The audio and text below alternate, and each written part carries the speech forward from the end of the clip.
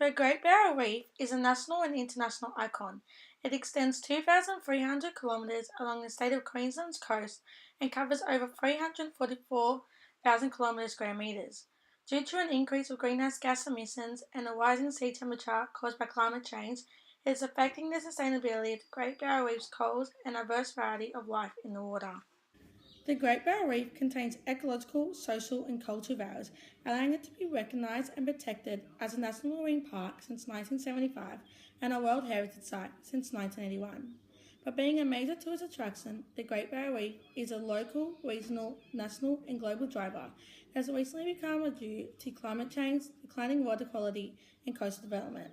To find out if climate change was a major threat, I found articles with people having similar and different opinions. How can you tell climate change is having an impact on the Great Barrier Reef? The effects of climate change on the Great Barrier Reef can be significantly noticed. In particular, the high sea temperatures are resulting in mass bleaching of corals and are causing 50% of the reefs to die off. Has there been any sustainability plans put in place to reduce the impact of climate change? A Great Barrier Reef Climate Change Action Plan was put in place by the Australian Government in order to improve the outlook of the reef. However, funding was not included due to the government removing the Great Barrier Reef from the endangered watch list. The conflicting side is how the government doesn't fully blame climate change, but the local activities of humans within the local ecosystem. Due to the amount of shipping accidents and oil spills occurring within the Great Barrier Reef, less work is being implemented to decrease the impact of climate change but of human activity.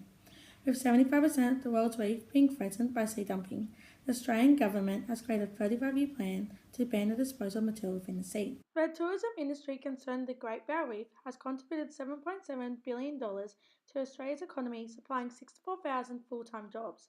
As the tourism industry is vital to this region, the continuation of decline in coral reef and fish biodiversity will lead to an increased visitation in the short term, however will lead to greater impacts on the region and Australia's economy in the long term.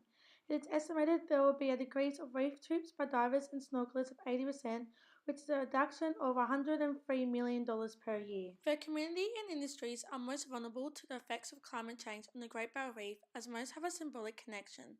With the increased sea temperatures and changes to season patterns, the availability of plants and animals become limited for traditional use as they move to a more sustainable sea temperature. This reduction in marine animals and plants can cause a disruption in traditional owner groups' customs and practices, resulting in loss of knowledge, skills, and culture. Within the next 50 years, the Great Barrier Reef can become more sustainable by addressing ocean acidification, by implementing management plans, adopting an approach to improve the water quality, by minimizing human activity, and to increase awareness of the impact of fossil fuels.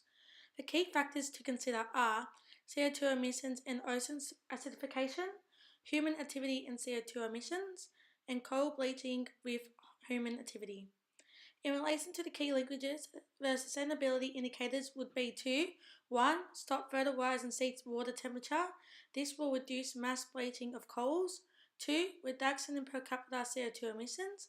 And 3. 40% decrease in sea dumping. Data from government websites, World Heritage Site, and the Bureau of Statistics would allow the public to notice the effects of climate change on the Great Barrier Reef. This can promote sustainability by creating awareness of climate change on marine animals, causing the public to take action to minimise their contribution to pollution by carpooling and to stop dumping of material in the water. I believe that the article Great Barrier Reef, just a tip for the climate change iceberg by Peter Hannon is a credible source. By including quotes from scientists and simplex informative language with substantial graphs and statistics, allowed me to come up to an informative conclusion on the issue. Within this report, it was indicated that the government needs to make plans and methods to minimise the impacts of climate change and human activity on the Great Barrier Reef.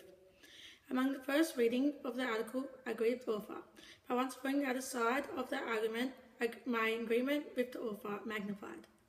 The government blames human activity for the way the Great Barrier Reef is today, by seeing how they sidestep the fact that no matter the cause of increased gas emissions, the consequences of the local communities and economic trade-offs will all still be the same if no funding is given. I believe in the next 50 years the Great Barrier Reef can become more sustainable with the increase in funding providing more plans, equipment and research to decrease implications of rising sea temperature, ocean acidification and climate change.